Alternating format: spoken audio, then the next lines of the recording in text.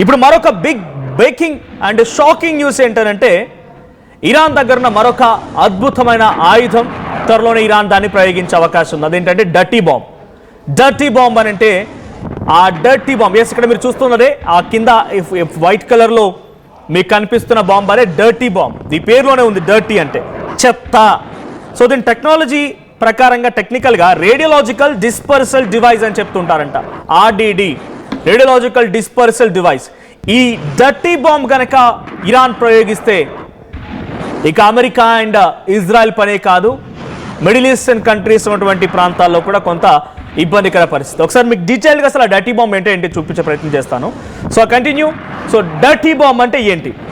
So dirty bomb అంటే అది radio సంబంధించి వేవ్స్ క్రియేట్ చేస్తుంటుంది. సో రేడియో వేవ్స్ ఎలా ఉంటాయి, ఒక్కసారి అది పడిందా అంటే న్యూక్లియర్ ఎక్స్ప్లోజన్ కంటే చాలా దారుణంగా ఉంటుందట. మీరు వింటుంది నిజమే, న్యూక్లియర్ అతిపెద్ద బాంబు. మరి న్యూక్లియర్ కంటే చాలా డేంజరా అంటే న్యూక్లియర్ బాంబు కన్నా చాలా డేంజరస్ డర్టీ బాంబ్ ఇది.